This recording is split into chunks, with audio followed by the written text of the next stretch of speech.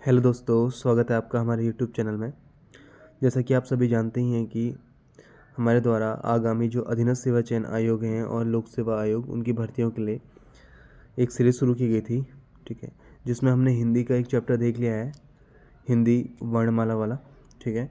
और उत्तराखंड भी हमने शुरू कर दी थी, जिसमें कि हम अभी बेसिक पढ़ रहे हैं और उत्तराखंड के 2 डिस्ट्रिक्टों के बारे में देख चुके हैं, हमारे अल्मोड़ा और नैनीताल के बारे में, ठीक है। तो आज से हम उत्तराखंड हिस्ट्री भी स्टार्ट कर देते हैं, क्योंकि कहीं ना कहीं उत्तराखंड हिस्ट्री का भी अपने आप में एक मेजर पोर्शन रहता है सभी एग्ज़ाम्स में, ठीक है।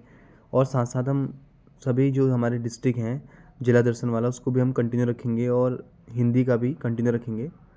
अब ऐसा करेंगे कि हफ्ते में 3-4 दिन अलग अलग टॉपिक लेके हम पढ़ेंगे। इससे हमारा क्या होगा कि सारे डायरेक्शंस में कोर्स कवर होता रहेगा, क्योंकि अगर एक ही चीज़ को लेके चलेंगे तो और चीज़ें भी छूटती जा रही हैं। तो आज से हम शुरू कर रहे हैं हमारा कुमाऊं के चंद राजवंश के बारे में उत्तराखंड हिस्ट्री में, ठीक है। ये जो नोट्स हैं पूर्णतः अजय रावत बेस्ड हैं, अजय रावत से मैंने बना रखे हैं, और जितने भी इसमें थ्योरेटिकल बेस्ड मुझे इंपॉर्टेंट क्वेश्चन लगे मैंने सभी इसमें निकाल के क्वेश्चन फॉर्म में बना रखे हैं। तो आज से हम शुरू करते हैं कुमाऊं के चंद राजवंश के बारे में। देखिए, चंद राजवंश के बारे में सबसे पहले तो फैक्ट ये है कि चंद वंश की स्थापना को लेकर काफ़ी समय तक मतभेद रहा था। अगर आपने शुरुआती तौर पर परीक्षावाणी पढ़ी होगी तो वहाँ पर दे रखा था कि चंद वंश की स्थापना जो थी तुम्हारी वो की थी आपकी थोहर चंद ने।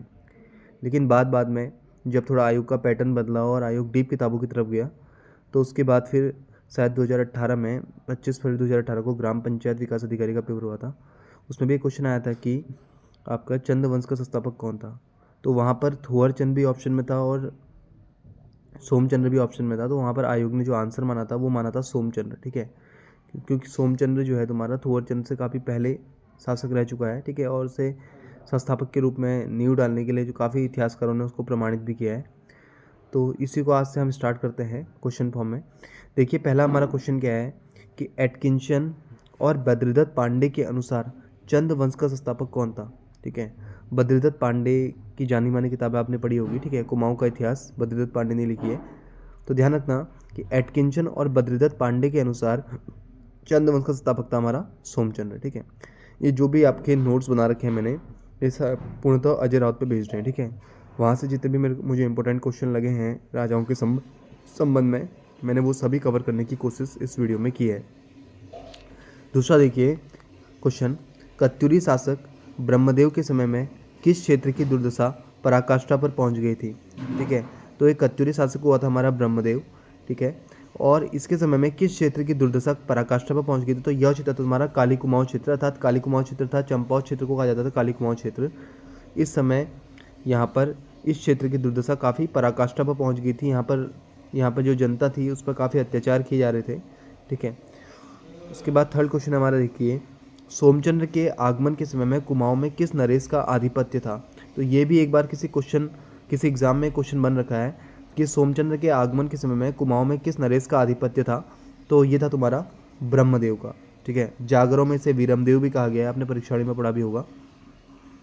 नेक्स्ट क्वेश्चन देखिए कि सोमचंद्र यहाँ पर आता है और मुख्यतः जनता ने यहाँ पर इसको आमंत्रित किया था। क्यों किया था? ताकि इस क्षेत्र में शांति स्थापित हो सके, ठीक है। काफ़ी यहाँ पर दुर्दशा हो गई थी इस क्षेत्र की, काफ़ी यहाँ पर जनता पर अत्याचार किए जा रहे थे। इस उद्देश्य से यहाँ के कुछ लोग क्या करते हैं, इन्हें आमंत्रित करने के लिए जाते हैं, ठीक है। आगे हम इसको देखेंगे भी। और यहाँ पर शांति स्थापना या शांति व्यवस्था की स्थापना के उद्देश्य से ही इनको यहाँ पर बुलाया जाता है, ठीक है। और ये काफ़ी प्रभावित होता है ब्रह्मदेव इससे, ठीक है, और अपनी बेटी की शादी भी इससे करवाता है और दहेज के रूप में इसे क्या करता है, कोतवाली छावनी जो चंपावत में ज़मीन है वो प्रदान भी करता है, ठीक है। ये सब जिक्र अजय राउत में किया गया है।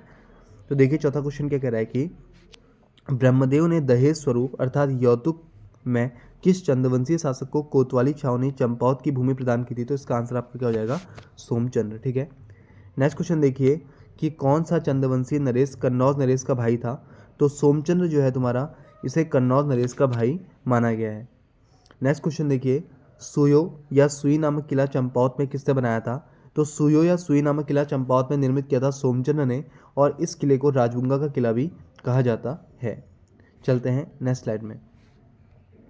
देखिए नेक्स्ट क्वेश्चन क्या कह रहा है कि सोमचंद्र को चंद वंश का संस्थापक मानने वाली विचार श्रृंखला की अग्रिम कड़ी है, यह कथन किसका है। तो हो सकता है कि ये स्टेटमेंट किसी भी एग्जाम में पूछ लिया जाए, अभी तक का तो पूछा नहीं गया है, लेकिन हो सकता है कि डायरेक्टली स्टेटमेंट ही पूछ लिया जाए कि ये स्टेटमेंट किसका है। ठीक है, तो ध्यान रखना कि सोमचंद्र को चंद वंश का संस्थापक मानने वाली विचार श्रृंखला की अग्रिम कड़ी है, यह कथन है हमारा बद्रीदत्त पांडे का। नेक्स्ट क्वेश्चन देखिए कि डब्ल्यू फ्रेजर ने श्री हर्षदेव जोशी के विवरण के आधार पर अपनी किस पुस्तक में थोहर चंद्र को चंद वंश का संस्थापक माना है। ठीक है, तो यहाँ पर इतिहासकारों में मतभेद है। कुछ इतिहासकार ये भी कहते हैं कि थोहर चंद्र जो है चंद वंश का संस्थापक था, तो उसी पे बेस्ड क्वेश्चन है। इसमें क्या कह रहा है कि डब्ल्यू फ्रेजर, ठीक है, विलियम फ्रेजर ने श्री हर्षदेव जोशी के विवरण के आधार पर अपनी, हर्षदेव जोशी जो कि तुम्हारा चंदों का आगे चलकर बहुत ज़्यादा तुम्हारा क्या रहता है, प्रमुख प्रधानमंत्री रहता है, पीएम के पद पर रहता है तुम्हारा। ठीक है, इसके बारे में आगे डिटेल में पढ़ेंगे हम। फिलहाल यहाँ पे देख लीजिए कि डब्ल्यू फ्रेजर ने श्री हर्षदेव जोशी के विवरण के आधार पर अपनी किस पुस्तक में थोहर चंद्र को चंद वंश का संस्थापक माना है। तो इसका आंसर है आपका report on Kumaon and Garhwal. ठीक है, report on Kumaon and Garhwal जो कि 1813 में पब्लिश हुई थी, प्रकाशित हुई थी। इसमें ये डब्ल्यू फ्रेजर के द्वारा लिखी गई है और हर्षदेव जोशी के ही विवरण के आधार पर, उनके द्वारा बताए गए तथ्यों के आधार पर डब्ल्यू फ्रेजर ने बोला है कि चंद्रवंश का संस्थापक कौन था, थोहर चंद्र था। ठीक है, किस पुस्तक में बोला है, report on Kumaon and Garhwal, 1813 में प्रकाशित हुई थी। डायरेक्टली ये भी पूछ सकता है कि report on Kumaon and Garhwal के लेखक कौन है, तो डब्ल्यू फ्रेजर हैं। कब प्रकाशित हुई थी, 1813 में। ठीक है, नेक्स्ट क्वेश्चन देखिए कि किंगडम ऑफ नेपाल, ठीक है, जो कि 1881, ठीक है, इसको लेकर मतभेद है। कहीं कहीं पर देखिए किताब में 1881 भी दे रखा है और कहीं कहीं पर 1818 भी दे रखा है। तो मेरी दृष्टि में जो सही है इसका वो है 1881। ठीक है, इसको आप ध्यान रखना। तो किताबों में ही मिस प्रिंटिंग है, इसमें हम कुछ नहीं कर सकते हैं अब। ठीक है, तो आप इसको ध्यान रखिए। वैसे संत इसका पूछा नहीं जाएगा, लेकिन फिर भी 1881 इसका जहाँ तक है सही उत्तर है। तो किंगडम ऑफ नेपाल के लेखक फ्रांसिस हैमिल्टन ने किसके साक्ष्य के आधार पर थोहर चंद्र को चंद वंश का संस्थापक माना है। तो ध्यान रखिएगा कि किंगडम ऑफ नेपाल, इसके राइटर है तुम्हारा फ्रांसिस हैमिल्टन। इनका पूरा नाम था फ्रांसिस बुकानन हैमिल्टन। तो इन्होंने किसके साक्ष्य के आधार पर थोहर चंद्र को चंद वंश का संस्थापक माना था, तो ये माना है जयदेव त्रिपाठी के पुत्र कनक निधि प्रेम निधि के साक्ष्य के आधार पर। ठीक है, तो डायरेक्टली क्वेश्चन ये भी बन सकता है कि किंगडम ऑफ नेपाल के राइटर कौन है, फ्रांसिस हैमिल्टन। ठीक है, इन्होंने किसके साक्ष्य के आधार पर थोहर चंद्र को चंद वंश का संस्थापक माना है, तो जयदेव त्रिपाठी जी के पुत्र कनक निधि प्रेम निधि के साक्ष्य के आधार पर। तो यहाँ पर हमें दो राइटर ऐसे मिल गए हैं जो थोहर चंद्र को चंद वंश का क्या मान रहे हैं, संस्थापक मान रहे हैं। ठीक, नेक्स्ट क्वेश्चन देखिए कि पंडित बद्रीदत्त पांडे के अनुसार सोमचंद्र के कूर्मांचल आगमन की तिथि क्या थी। तो पंडित बद्रीदत्त पांडे के अनुसार सोमचंद्र की कूर्मांचल आगमन की तिथि क्या होगी आपकी, 700 ईस्वी। और अगर आपने कुमाऊं के इतिहास से अगर चंद्रवंश पढ़ रखा है तो वहाँ पर जो हमारा चंद्रवंश है वो 700 ईस्वी से स्टार्ट माना जाता है कि 700 ईस्वी में सोमचंद्र के द्वारा चंद्रवंश की क्या की जाती है, स्थापना की जाती है और नींव डाली जाती है। ठीक है, नेक्स्ट क्वेश्चन देखिए कि एटकिंसन के अनुसार, ठीक है, चंद्रवंश की स्थापना क्या मानी गई है। यह हम कह सकते हैं कि एटकिंसन के अनुसार सोमचंद्र के कूर्मांचल आगमन की तिथि या चंद्रवंश की स्थापना की जो वो मानी गई है मेनली टाइम पीरियड, वो माना गया है 953 ईस्वी। वहीं अगर आप अजय सिंह रावत के अकॉर्डिंग पढ़ेंगे तो अजय सिंह रावत जो बुक है उसके अनुसार चंद्रवंश की जो स्थापना का जो टाइम पीरियड बताया गया है, या हम कह सकते हैं कि सोमचंद्र कूर्मांचल आगमन की तिथि वो लगभग 1018 ईस्वी मानी गई है। ठीक है, चलते हैं हमारी नेक्स्ट स्लाइड में।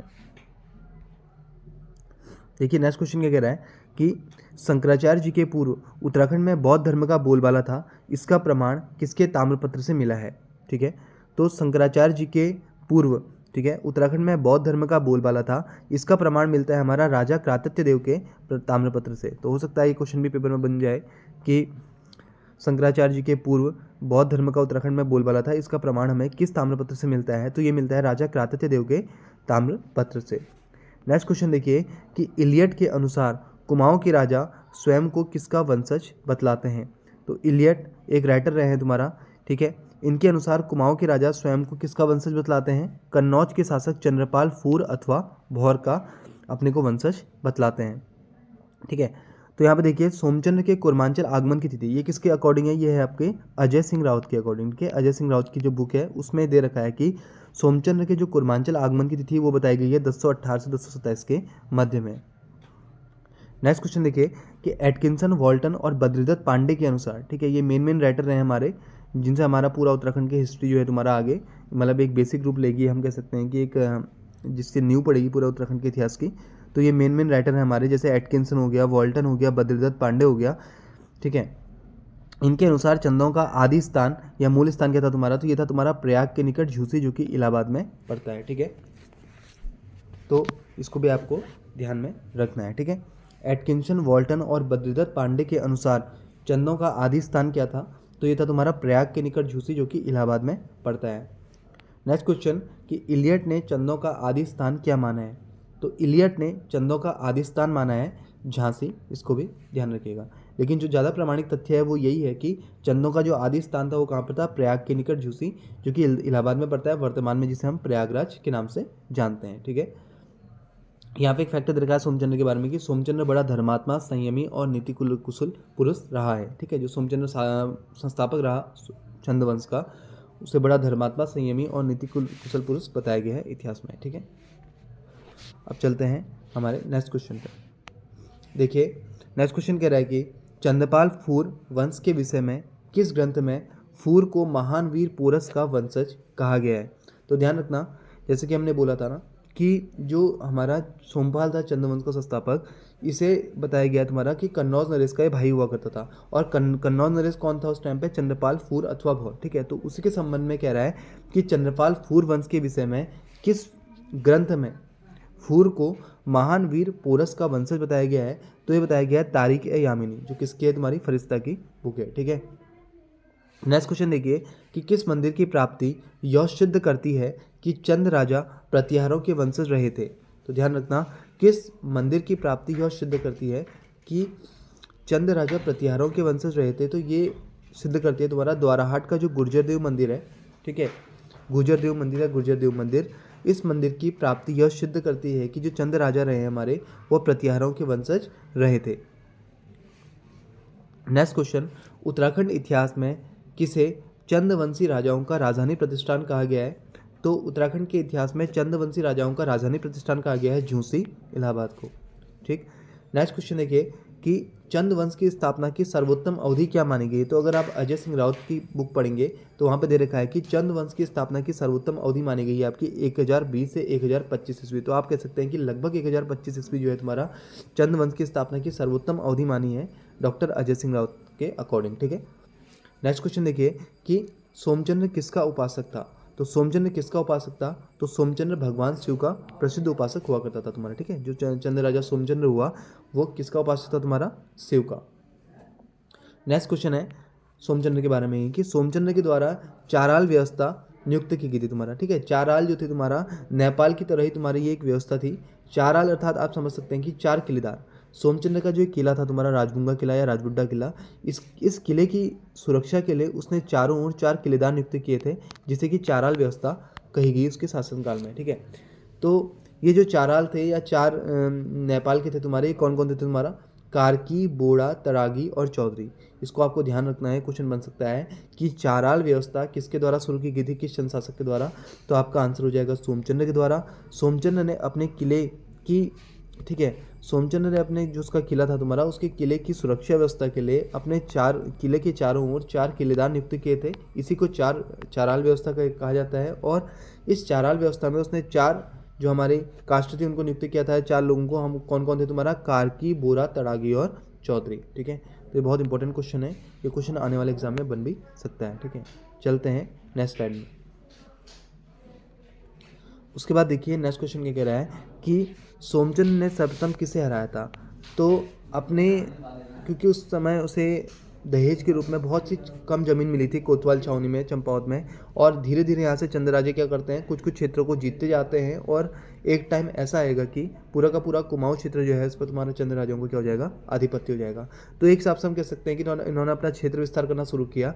और उसके तहत सोमचंद्र ने सर्वप्रथम किसको हराया था, तो दोनकोट के रावत राजा को, जो कि एक खस राजा हुआ करता था, उससे क्या किया था, इसने परास्त किया था। ठीक है, नेक्स्ट क्वेश्चन देखिए कि किसके शासनकाल में मेहरा और फर्तियाल नामक 2 धड़ों के पास राज्य की संपूर्ण रणनीति थी। तो ध्यान रखना, सोमचंद्र के समय में 2 दल बन गए थे राज्य में, मेहरा और फर्तियाल। ठीक है, जो कि काफ़ी पावरफुल दल हुए थे उस टाइम पे, और राज्य की संपूर्ण शक्ति इन्हीं के हाथ में निहित थी। तो वही यहाँ पर क्वेश्चन है कि किसके शासनकाल में मेहरा और फर्तियाल नामक 2 धड़ों के मध्य में या पास में राज्य की संपूर्ण राजनीति थी या रणनीति थी तुम्हारा, तो वो था तुम्हारा सोमचंद्र। क्योंकि काफ़ी पावरफुल हुआ करते थे तुम्हारा, तो इनको अपने तरफ शामिल करने के लिए राजा ने क्या किया, मेहरा जो थे तुम्हारा, जिनका निवास स्थान कटोलगढ़ में था, इनको महत्वपूर्ण मंत्री पद पर नियुक्त किया। और फर्त्याल जिनका निवास स्थान था डूंगरी, इनको इन्होंने क्या करा, अपनी सेना में सेनापति के तौर पे उच्च स्थान दिए, ठीक है, सेना में, जिससे कि इन्हें अपनी तरफ मिला सके। ठीक, किस चंद्रवंशीय शासक ने जनमानस की या जन सामान्य की श्रद्धा और राजभक्ति एकत्रित अर्जित करने के लिए उन्हें सम्मानित भी किया था? तो ध्यान रखिएगा कि राजा सोमचंद्र ऐसे चंद्रवंशी राजा हुए थे जिन्होंने कि जन सामान्य की श्रद्धा और राजभक्ति अर्जित करने के लिए उन्हें सम्मानित भी किया था। नेक्स्ट क्वेश्चन, ग्रामों में बूढ़ों और सयानों का मुख्य कार्य क्या था? तो ग्रामों में बूढ़ा और सयानों का मुख्य कार्य क्या था तुम्हारा? ये था लगान वसूल करके राजा तक का पहुंचाना और अपने अपने गांव में पुलिस का काम करना। ठीक है, ये बूढ़ा और सयाना की व्यवस्था भी सर्वप्रथम किसके द्वारा शुरू की गई थी? चंद राजा सोमचंद्र के द्वारा ही शुरू की गई थी। और ये क्वेश्चन एक बार पेपर में बन भी रखा है आपका कि ग्रामों में बूढ़ों और सयानों का प्रमुख कार्य क्या होता था? तो इनका प्रमुख कार्य होता था तुम्हारा लगान अर्थात टैक्स वसूल करना और राजा तक का उसे पहुंचाना और अपने अपने गांव में पुलिस का काम करना। नेक्स्ट क्वेश्चन देखिए कि सोमचंद्र किन राजाओं को कर दिया करता था? तो सोमचंद्र किसे कर दिया करता था? क्योंकि कहीं ना कहीं ये डोटी नेपाल के राजा के अधीन था, तो डोटी नेपाल के राजाओं को ये क्या क्या क्या, क्या करता था तुम्हारा? टैक्स दिया करता था। और ये एक प्रकार से मल्लवंशी राजा थे या रैका, जिन्हें कि रैका या राई राजा भी कहा जाता था। ध्यान रखना, सोमचंद्र किन राजाओं को कर दिया करता था? डोटी नेपाल के राजाओं को जो कि मल्लवंशी थे, और रैका या राई राजा भी इन्हें कहा जाता था। नेक्स्ट क्वेश्चन, सोमचंद्र के समय में मल्ल डोटी का राजा कौन था? तो सोमचंद्र के समय में मल्ल डोटी का राजा था तुम्हारा अन्य मल्ल अथवा जयदेव मल्ल। ठीक है, किताब में ऐसे दे रखा है, अगर आप अजय राज किताब पढ़ेंगे तो आपको ध्यान रखना है मेनली जयदेव मल्ल, जयदेव मल्ल या कोई अन्य मल्ल रहा हुआ ऐसा किताब में जिक्र किया गया है। ठीक है, नेक्स्ट क्वेश्चन देखिए कि मल्ल वंश के प्रारंभिक राजा कौन थे? तो मल्ल वंश के प्रारंभिक राजा हुए थे हमारे वामदेव। ठीक है, और इसी ने अपनी इष्ट देवी चंपावती के नाम पर राजधानी का नाम क्या रखा था? चंपा रखा था, ऐसा किताबों में जिक्र किया गया है। ठीक है, तो हमारा अगला क्वेश्चन है कि चंद वंश के शासकों का क्रम बताइए। तो आपको मेनली कोई भी राजवंश है हमारा, चाहे चंद वंश है, पवार वंश है, उसके शुरुआती और जो हमारे इंपॉर्टेंट राजा हैं उनका क्रम भी याद होना बहुत ज़रूरी है। हो सकता है कभी यहीं से सीधे क्वेश्चन उठा दें। तो जो चंद वंश के संस्थापक थे पहले कौन हो गए? हमारे सोमचंद्र। उसके बाद फिर कौन आते हैं? सोमचंद्र के पुत्र आते हैं आत्मचंद्र, जिन्होंने कि लगभग 20 वर्षों तक क्या किया था? शासन किया था। तो चंद वंश का दूसरा शासक कौन हो गया आपका? आत्मचंद्र। आत्मचंद्र के बाद जो शासन गद्दी पर बैठता है, शासनारूढ़ हुआ, वो कौन था आपका? पूर्णचंद्र। ठीक है, पूर्णचंद्र राजा के बारे में बोला जाता है कि ये शिकार का बहुत शौकीन था ये राजा, और तराई भावर में शिकार में क्या रहा तुम्हारा? मस्त रहा। इसके बाद आया तुम्हारा इंद्रचंद्र। ठीक है, जिसने कि रेशम का कारखाना खोला था, आपने पढ़ा भी होगा, आगे हम इसको क्वेश्चन फॉर्म में देखेंगे भी। और पांचवा राजा हुआ संसार चंद्र। ठीक है, तो ये 5 राजा आपको अच्छे से याद होने चाहिए, चंद वंश के शुरुआती 5 राजा। ठीक है, इनका क्रम भी याद होना चाहिए, जैसे कि पहला हो गया सोमचंद्र, दूसरा हो गया आपका आत्मचंद्र, तीसरा हो गया पूर्णचंद्र, चौथा हो गया इंद्रचंद्र और पाँचवा हो गया संसार चंद्र। ठीक है दोस्तों, आज की वीडियो में इतना ही। अब आने वाले राजाओं के बारे में जो संबंधित क्वेश्चन है उसको हम अगले वीडियो में कवर करेंगे। ठीक है, मिलते हैं नए वीडियो में। धन्यवाद।